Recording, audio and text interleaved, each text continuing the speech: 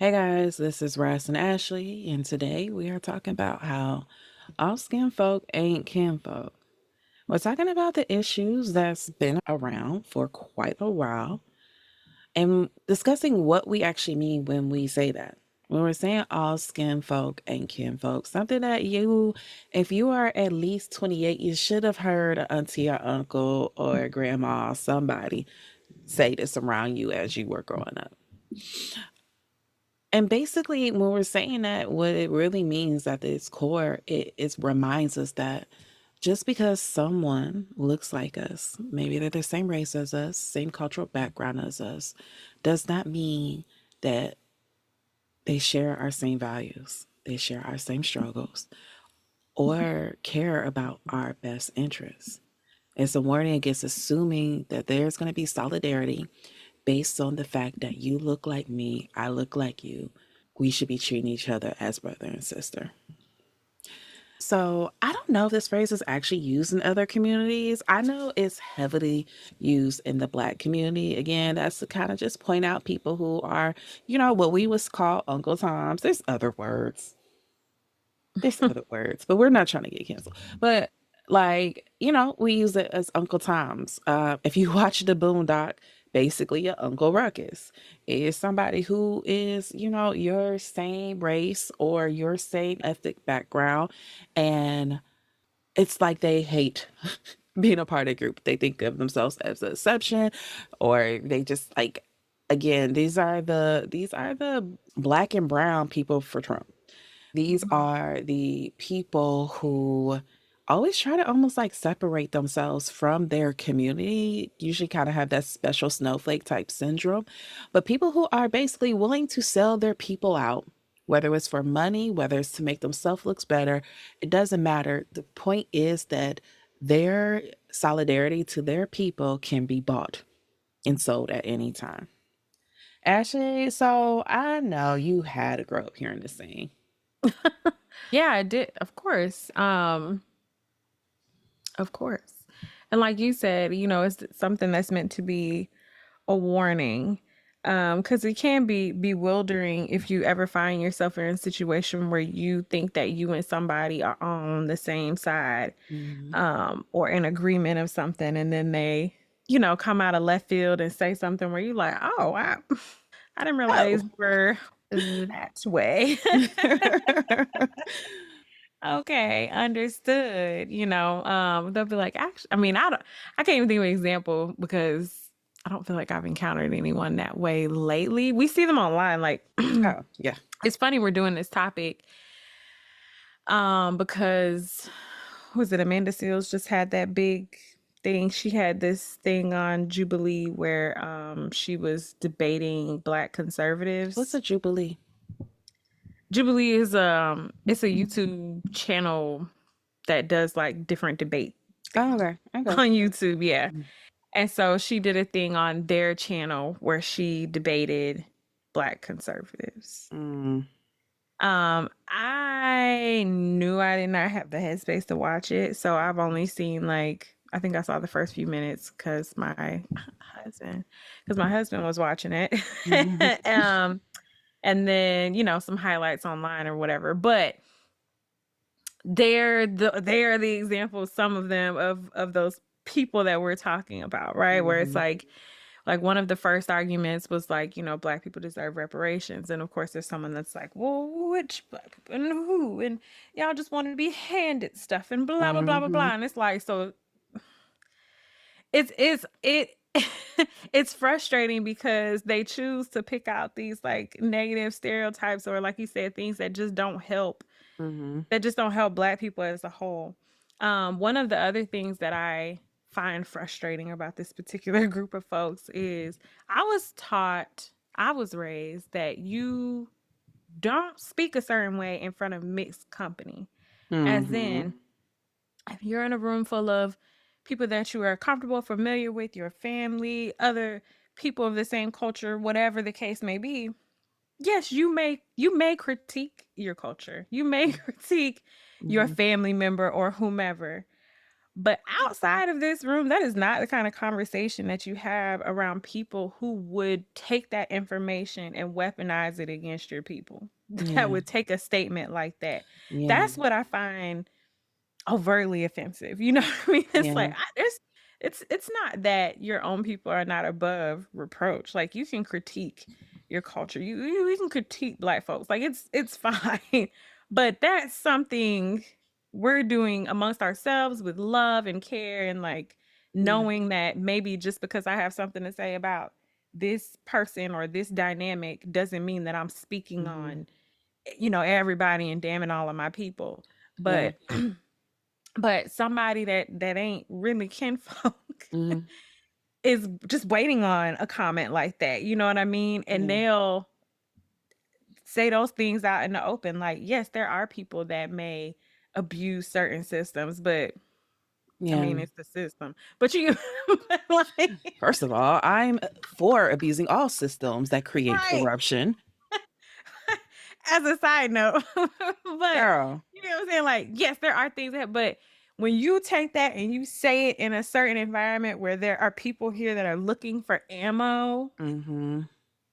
that's wrong. Like, Hmm. that's not the place you want to say it. And I say that, like, even, I mean, I guess it's not the best example of like kinfolk, but like, even when it comes to when I would pick a therapist, like, I was like, no, I want to talk to a black woman. I'm not about to Yeah. be like, there's just certain problems that no, thank you. Yeah. I will not be discussing Yeah. outside of my folks. Yeah. Ain't nobody trying to sit there and explain like, okay, so 4C hair, it's like mine. Okay. Mhm. So it's tighter. Like, I don't want to go through basic things. You know what's funny though? Mhm. So I've been getting a lot of clients who aren't black who told me specifically look for a black woman as Oh, their therapist. Yeah. oh, oh. Like I've been hearing that echoed a lot as of late. Um, so yeah, anyways, I know that's like off topic, but I'm like, oh, it's actually interesting because that has been something, when you're a black therapist, one, your black clients do it up to you like, yes, I was looking for a black woman, girl. Thank you. I was looking for somebody, black woman Mhm. that took Kaiser. You're like, yeah, yeah, I get you. But yeah, no, I've been getting it for a lot from my non-black clients as of late. Interesting. Yeah, yeah, there's this whole trust black women thing going on right now.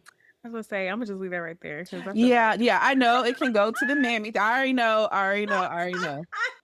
I already yeah. know, I already know. But no, I anyways. Anyways, you know what? When we're talking about this more in a political way, one of the ways that like absolutely hate like frustrates the shit out of me when it comes to like the topic of all kinfolk and skinfolk is I really, really so there is a thing. I'm sure other communities they have their version of it, but specifically in a black community that like all they have to do is say, yeah, I'm pro black. Beautiful. Dark skinned women. I'm for it. Afros, babies, Jesus walks. And then we're like, yes, yeah, yeah, Mm, I am going to trust you. I mm, am going to look past the fact that your history is the opposite of this.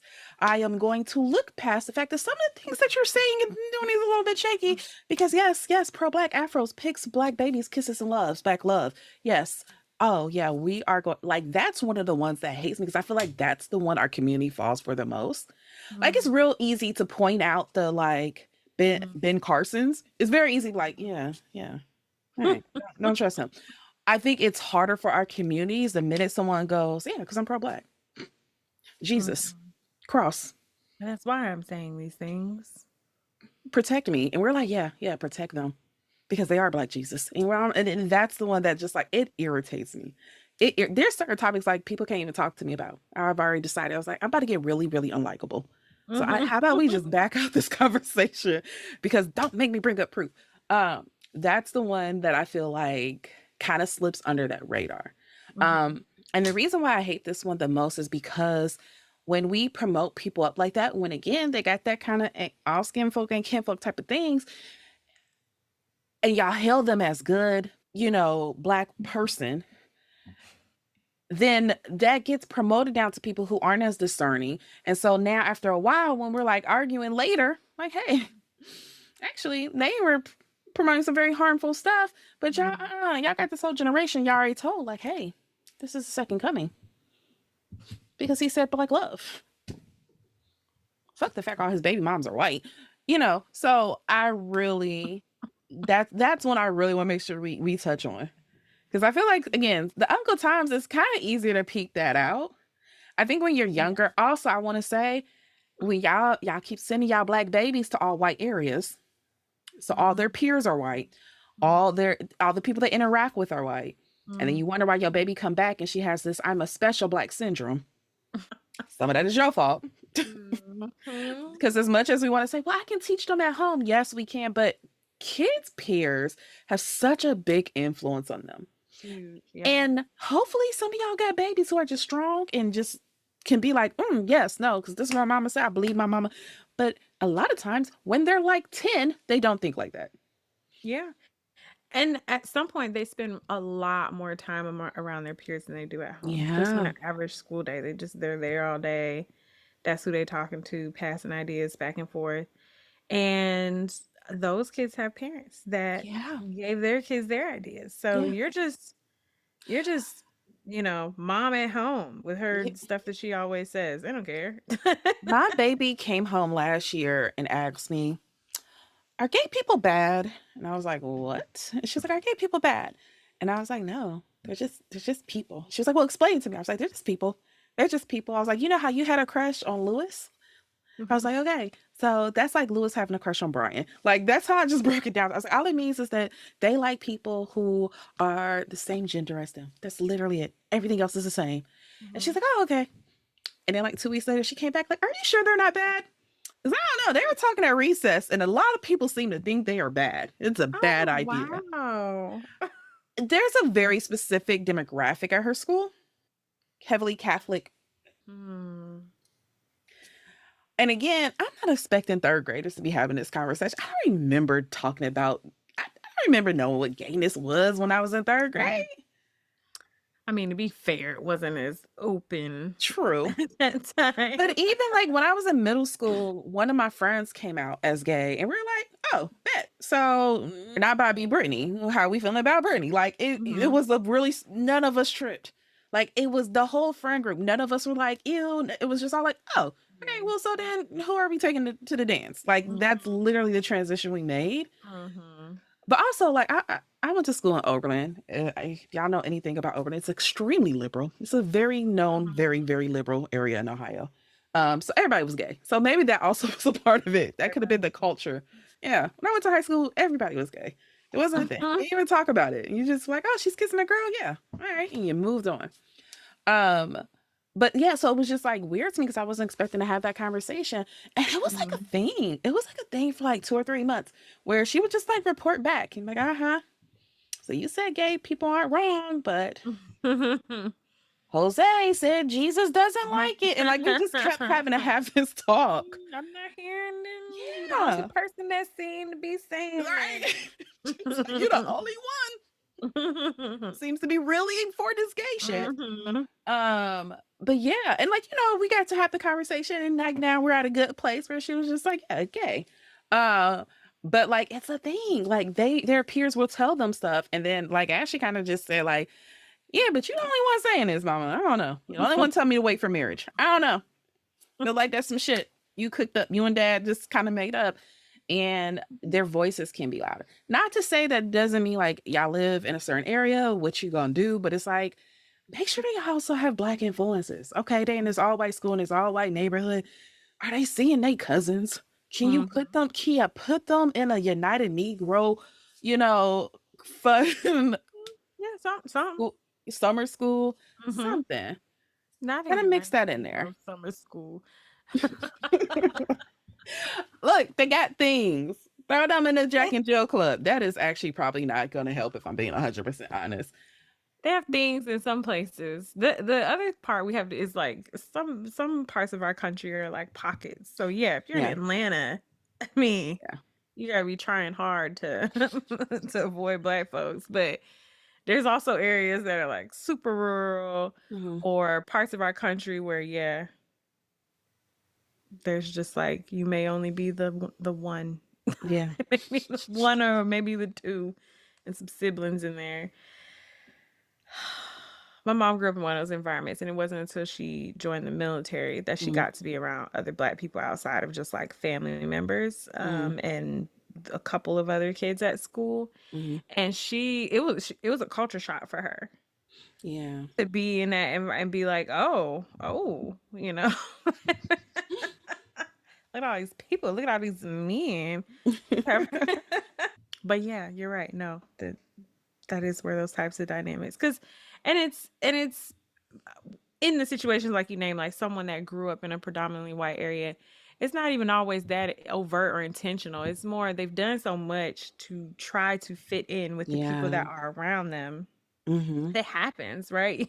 But also the people we spend time with, we do tend to share ideals with or things like that. And so, yeah, especially for youth, at some point their friends have a significantly bigger influence than Yeah. I their mean, peers. try to double up on it at home when they're young. And you do what you can and hope that it figures itself out. I even think like there are certain times in my childhood, my parents had me in areas where I was the only little black girl. I was the only little black kid. And there was definitely things I had to like unlearn. Mm-hmm. Definitely things I had to unlearn. I think also depending on like there's definitely a thing of like upper middle class black families, kind of like, yeah, almost pushing the idea of like we're different. Mm-hmm. Not like your little ghetto cousins. You kind of get Mm-hmm. that messaging, whether they say that directly Mm-hmm. or there's just certain things that happen that kind of give you that idea of it. But there's always a chance for them to grow out of it. So just saying that it's, something that can be worked on, but something to also be aware of. Mm-hmm. So, okay, so let's go to how it applies today. Oh my gosh, we're just in such a, I mean, it seems like we always are, but I feel like we are right now at a very particular tense moment that's gonna set the course for the rest of time. Like, of just history, and we're making history. We're, of course, always making history, but Yeah. oh man, I Can I just say today, this is the first time in my life I've Mhm. came across someone in religious psychosis talking about the Antichrist. And I was like, well, wait, let me listen because I don't know. Maybe. Maybe they're making some points. This is feeling very antichristy. Mm-hmm. Like we're definitely Mm-hmm. in we're definitely We're in in the certain last of type our of time. days. But We're like the old people of our youth that were like, we living in our last days. But in general, like we just are. Like I don't want to go off on a side quest of the information that I've been consuming lately that has me like, hmm. But it just has me really thinking about how certain groups are really planting seeds. yeah. They really working hard. So a lot of things that we're seeing that we're shocked by, Mhm. the past few years, they were prepared, they were planning, they Yeah. were working on it. They were, you know Mhm. what I'm saying? Yeah. Like they weren't surprised. That's what they've been planning since we were youth Hmm. ourselves.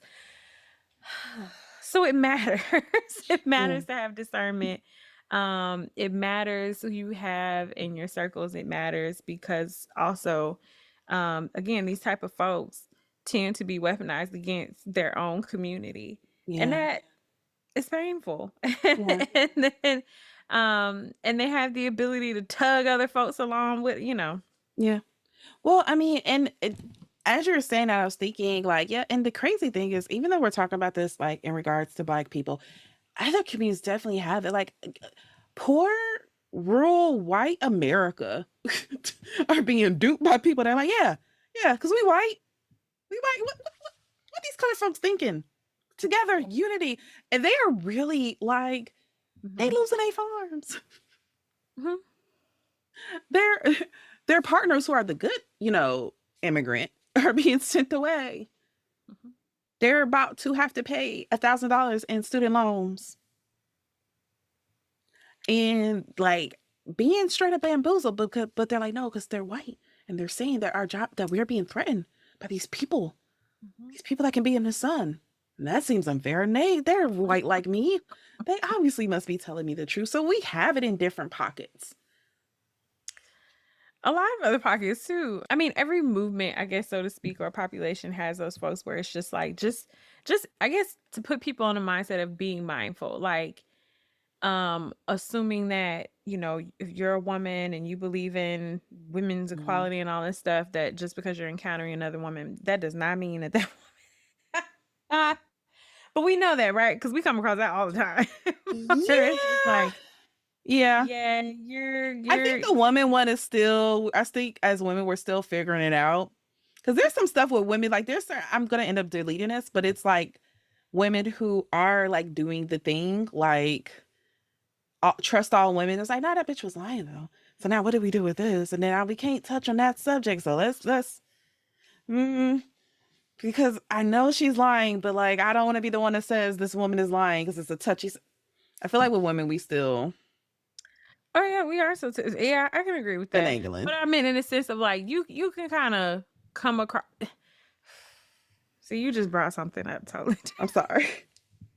Because that is a thing. Like it's that big high emotion, like so freaking intense. Hmm. Like we can't like Hmm. I'm gray even area thinking about like exists. 304 culture getting popular. And we want to be like, no, because women choices and sex work is real work and blah, blah, blah. But then, like, especially with me working with sex workers, Mm-hmm. and now I'm seeing like, there's like a girl right now on TikTok that's like, she's like 20, she a baby. Mm-hmm. And she's like popularizing being a sex worker. And it's like, yeah, feminism, power, blah, blah, blah. And then, like, I'm looking at little girls in her comments Mm. and what she's telling them, like, I mean, yeah, sex positivity, but like, I think she leaving the babies astray. Like at what Yeah. point can we be like, hey, but like also, Exactly. Yeah, and that's what I mean. Like, there are some places where some people are so extreme that they're like bumping ass with yeah, conservatives. Like, you might as well with those people they claim to not agree with. yeah, Majority of us, of course, live inside of that bell curve, and we just want to keep things cool. And okay, hmm, you think that, I think this, we are, but like these outliers where yeah, everything is so staunch. yeah, And if you don't agree with the most, I guess I say the most liberal version or interpretation of the situation, yeah, then you're wrong. yeah, Um, and that's just silly. I don't fall for the crap no more. I think I'm an old feminist. I done been mm, radical. Okay, I done mm. simmered down.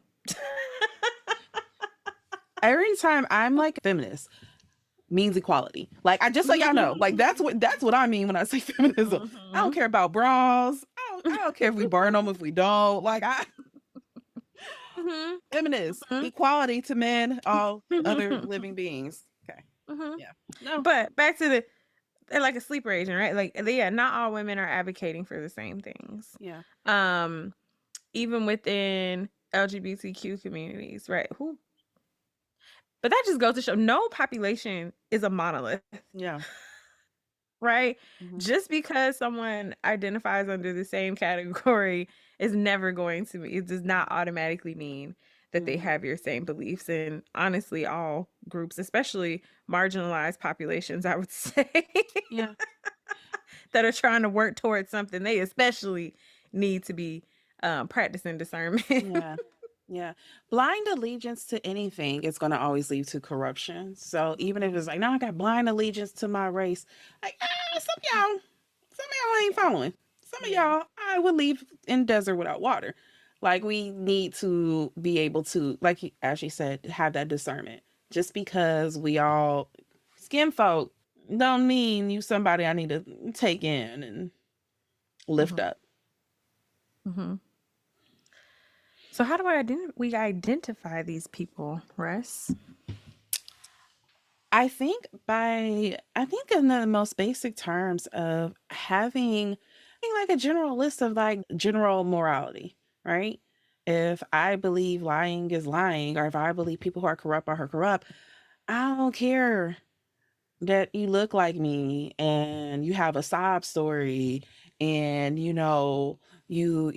people give grace. Okay, he 39. He knew what the fuck he was doing. He was perfect leading people astray for his own benefit. The morality I have that I uphold in this area, I'm also going to uphold in this area. And I think a lot of times when it comes to things like this, that's where we slip up, Mhm. because it's our folks. Sometimes we want to be like, well, grace, and but you know how they be catching people up. They be catching people up.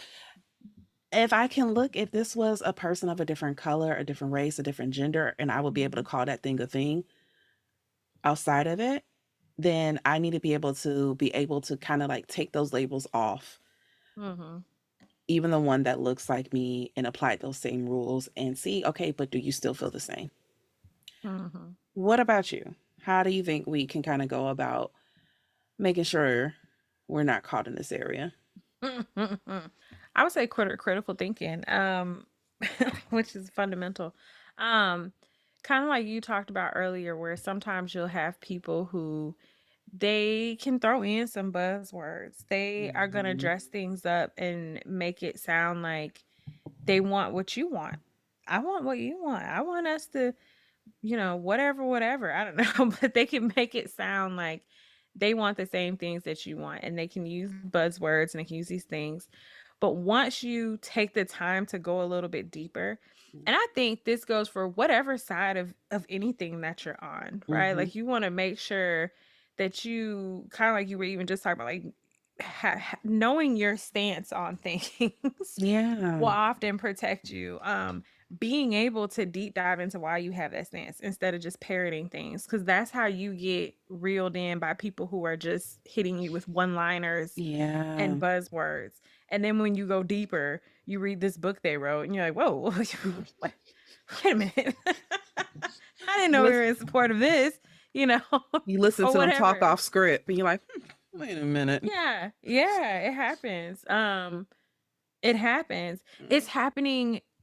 I'm gonna, like, in the red pill community, Mm-hmm. that's how they, man, there is so much conversation that's happening right now about just them luring in like young teen boys and young men. Mm-hmm. Um, but they start off with a bit like, "Are you sad and lonely?" 'Cause, and it's like, "Well, yeah, yeah, I am. Gosh, golly," and it's like, "Well, do you want to be not sad, not lonely, and manly, and all these other types of things?" And they're like, "Oh my gosh, this guy's speaking to me. These are the things that I feel." And then, 2 clicks later, it's like, "It's those damn women." Yeah. It's on there. and and then they roped them in with the thing, but they were Mm-hmm. slowly reeling them in all along with those like buzzwords and tops. And they're specifically, they are aiming at people Yeah. that are young and impressionable and haven't formed themselves fully yet. Yeah. No, I think that is such a good point. Know why you stand in things. Like you said, don't just use it because I that's what I keep hearing people say. And so I think that's what I'm supposed to say, blah blah blah. If Hmm. you can be so easily swayed if you don't know why you believe in the thing that you believe in. Hmm. But if I know why I believe in it, if I know I believe in I'm trying to think of something that people try to use all the time. Sway. What's one they use on women? Mm, mm. Okay, I'll use one for black. I'll go back to the thing that frustrates me the most. So if I know I believe in, like, I don't believe in people who maliciously lie against others to destroy their reputation for their own gain. Cool. If I know that, then so even though you're saying like, oh, black love, black power, blah blah blah, I don't look at your acts like. I mean, yeah, no, I love that you're promoting black love, black power. That's great. But like, you're still seem like a kind of horrible person because you're willing to destroy other people's reputation, livelihood, families, careers, for selfish gain. Like it's not true. It's not. It's just to promote yourself. It's just to up yourself up. Whatever. I don't care that you throwing out this random shit. I don't care that all of a sudden it's now black love, black power. I don't care all of a sudden now it's Jesus is love. I'm super Christian. Well, that's never going to get to me. But like you can't throw those things up because I know I know why that's such a huge important thing for me. I know why that I stand for that. I know why I feel like no, that's wrong. That's corrupt. This is how this can destroy people's lives. If you know why, then no matter how much glitter they put on that shit, it's still a pile of shit. And I think right now it's so important for us to like have this conversation and really, really sit with our thoughts and make sure we know again what we believe, why we believe, and if we're applying it to everyone across the board, because stakes are high.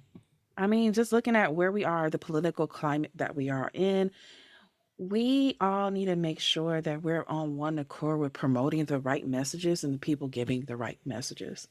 We can't afford to lose the mind of like a couple thousand young kids over here. Those are our next future voters. Those are the next people that are going to be the ones saying, yes, we want that person to have these policies.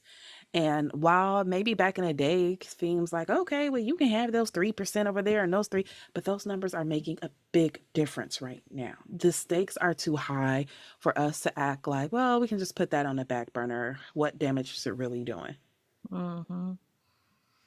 Mhm. So that's whether it is a politician who talks about racial justice but supports police policies that disproportionately harm Black communities, or like a feminist who advocates for women's rights while ignoring the need of queer women. We Mhm. have to be vigilant on all fronts.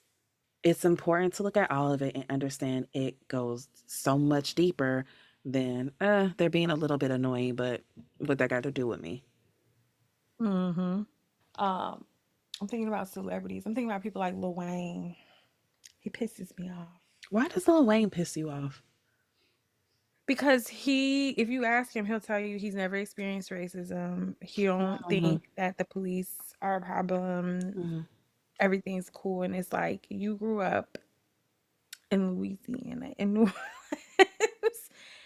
You it infuriates me because even if that is your own personal experience, Hmm. he said it at a time when we Hmm. were like in the thick of it, like there's protests and people are in an uproar and there's obvious things happening. And I don't know who asked this man his opinion, but someone did. And he was just like, I don't know nothing about that because, when I was a kid, because when he was a kid, he shot himself, and a white police officer came through and did his job. And therefore, there's no racism in the police. And it just pisses me off. No, no, that's valid. That's no. As you were saying that, because I was trying to think, ASAP Rocky did something similar. There's a few of them that have done and said things where it's just like, what the fuck? Even if you can't say that you have personally experienced something, how do you take the momentum from a whole group of people and just be like, because I haven't experienced it, it's not a thing. No, I no, yeah. Yeah, no, because that's remind me about ASAP Rocky because they did the same thing like in the mid 2010s.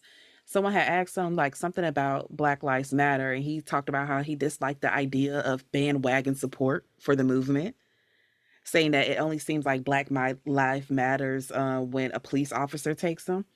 Keep in mind, this is the man that raps about shooting people. By the way, this is a man that was on trial for shooting his friend. By the way, I just want to throw that out there while he's like this is a part of it.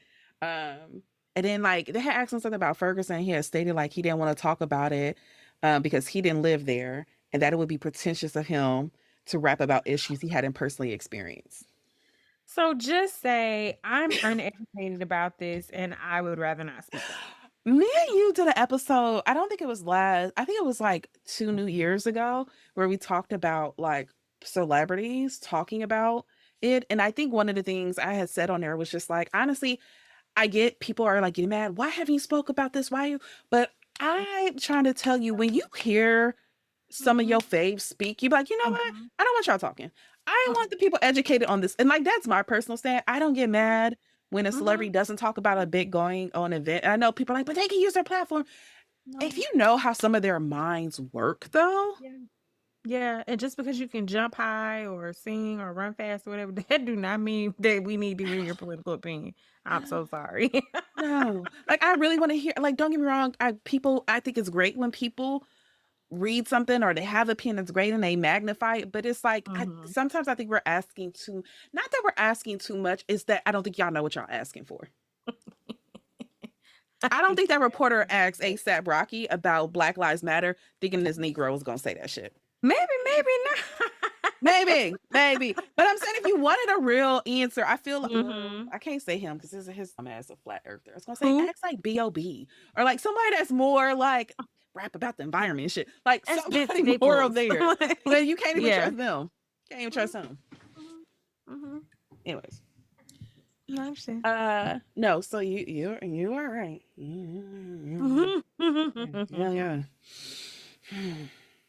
But in conclusion, y'all, what we're asking you guys to do is remember that all skin folk isn't kinfolk, and that is more than just a catchy phrase. It's a call to action. It's a reminder to, yes, stay woke, but to critically think and to always question who is really in your corner. We appreciate you guys for listening. As you guys know, we did this last year in the fall time. Before we wrap up for a break, we start to spread out episodes. So you will not have a new episode next Sunday. You will have a new episode in 2 weeks. We thank you for listening. We ask that you follow us on Instagram at She Wolf Alchemy. And we'll have a new episode for you guys in 2 Sundays from now. Yeah. Bye. Like,